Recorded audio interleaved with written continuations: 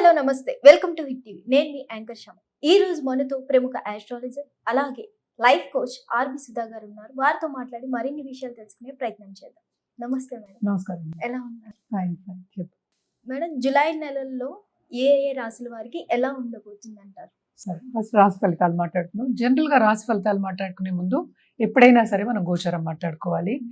అంటే గోచారం ఎందుకు మాట్లాడుకోవాలంటే గోచార రీత్యానే మనం చెప్పడం అనేది జరుగుతుంది.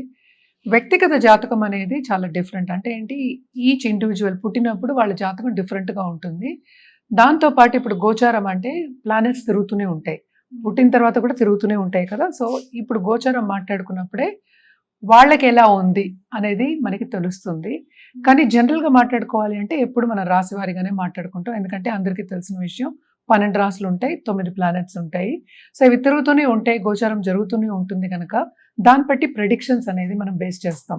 కానీ రాశి అనేది ఏంటంటే ఇండివిజువల్. అంటే ఏంటి, ఒక రాశి అంటే ఒక మూన్ ఎక్కడ ఉంటే, చంద్రుడు ఏ రాశిలో ఉంటే, అంటే ఏ భావంలో ఉన్నా కూడాను దాన్ని రాశి అంటాం అనమాట. అంటే వాళ్ళది మూన్ సైన్ అనొచ్చు, రాశి అనొచ్చు. సో జనరల్గా మనం మాట్లాడుకునేది ఏంటంటే మూన్ గురించి మనం మాట్లాడుకుంటాం, రాశి గురించి మనం మాట్లాడుకుంటున్నాం. అలాగే ఏంటంటే చాలా మందికి డిఫరెన్సెస్ వస్తాయి. అంటే ఏంటి అంటే నక్షత్రం రాశిలో ఉంటుంది, నక్షత్రానికి అధిపతి వేరే వాళ్ళు ఉంటారు, అలాగే రాశికి అధిపతి వాళ్ళు వేరే వాళ్ళు ఉంటారు. అంటే ఈ 9 ప్లానెట్స్ మళ్ళీ మనకి వస్తాయి. ఒక్కొక్క రాశిలోనే 9 పాదాలు ఉంటాయి, నక్షత్ర పాదాలు ఉంటాయి అన్నమాట. సో వీటిని బట్టే మన ప్రెడిక్షన్స్ అనేది జనరల్ ప్రెడిక్షన్స్ మనం చెప్పుకోగలుగుతాము. అది కూడా ఏంటంటే ఏ రాశిలో ఏ ప్లానెట్స్ ఉన్నాయి, అంటే ఏంటంటే ఎక్కడ ఏ ఇంట్లో ఉన్నాయి. 12 రాశులు మనం మాట్లాడుకున్నాం, 12 ఇళ్ళు మాట్లాడుకున్నాం, 12 భావాలు అనుకోవచ్చు. ఏ రాశిలో ఏ ప్లానెట్స్ ఉన్నాయో దాన్ని బట్టి మనం రాశి ఫలితాలు అనేవి చెప్పుకోవడం జరుగుతుంది. అది నెల మారుతూ ఉంటుంది అనమాట. సో ఎప్పటికైనా నేను ముందు మొదలెట్టేది శనీశ్వరుడితో మొదలెడతాను.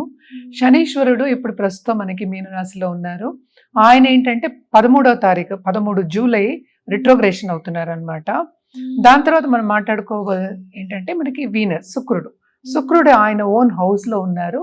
ఓన్ హౌస్ అంటే ఏ రాశి అంటే వృషభంలో. ఆయన మిథునానికి 26th జూలై వెళ్తున్నారు అనమాట, గోచరం జరుగుతోంది. అలాగే సన్ ఏమో ప్రస్తుతం ఏమో మనకి మిథునంలో ఉన్నారు.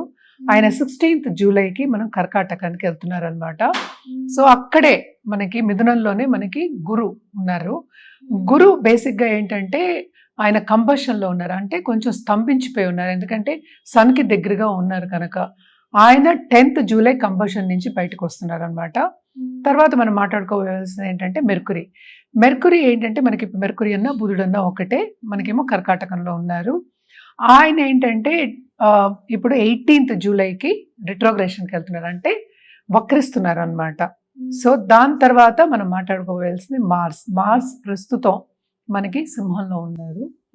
సింహరాశిలో ఉంటూ ఏంటంటే కేతుతో పాటు ఉన్నారు, ఎందుకంటే కేతు కూడా మనకి సింహంలోనే ఉన్నారు.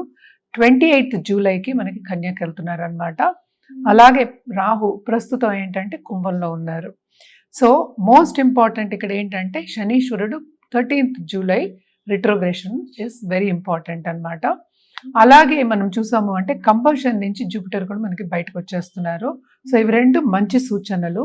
అండ్ ఆల్సో మనం చూసాము అంటే వీనస్ కూడా ఓన్ హౌస్లో ఉండి కొన్ని రాసుల వరకు చాలా మంచి ఫలితాలు అనేది ఇస్తుంది అనమాట.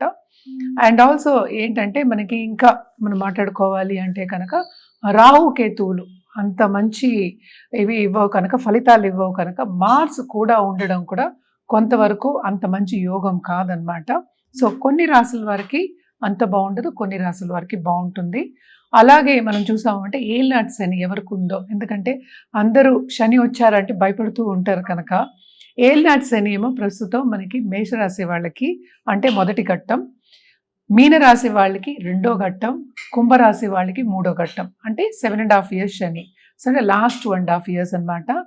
ఆయన మీనంలో ఉండి రిట్రోగ్రేషన్ అంటే వక్రిస్తున్నారు అనమాట జూలై 13th. సో ఈ గోచారం పట్టే మనం ఏంటంటే రాశి ఫలితాలు అనేది మాట్లాడుకోవాలన్నమాట. మేడం, మేషరాశి వారికి ఎలా ఉండబోతుంది అంటారు? మేషరాశి వాళ్ళకి ఈ నెలంతా కొంత బాగానే ఉంటుంది. మనం ఇందాక చెప్పినట్టు యాక్చువల్గాను మేషరాశి వాళ్ళకి ఏలినాట్స్ అనే ప్రభావం అనేది ఉంటుంది.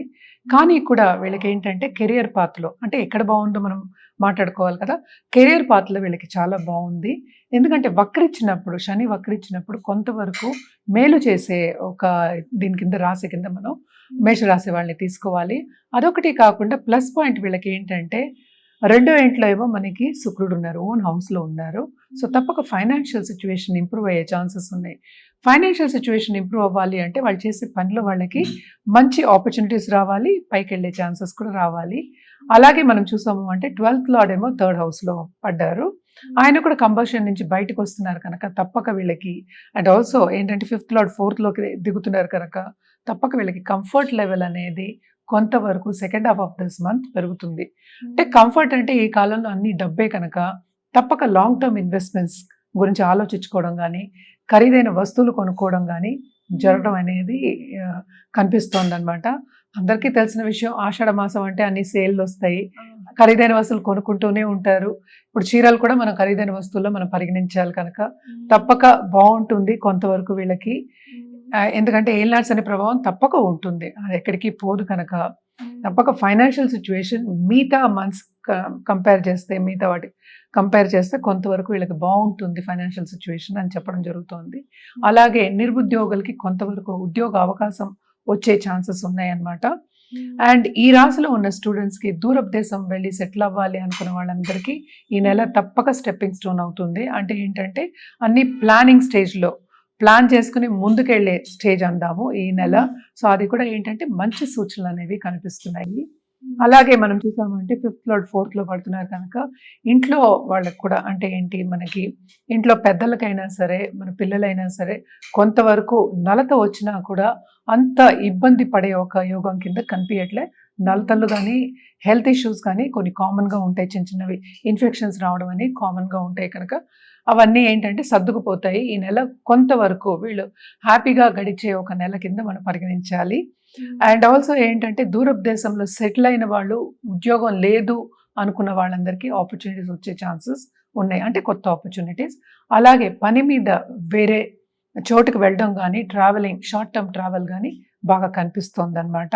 తప్పక వీళ్ళు ఖరీదైన వస్తువులు కానీ, లాంగ్ టర్మ్ ఇన్వెస్ట్మెంట్స్ కానీ చేసేది కనిపిస్తోంది.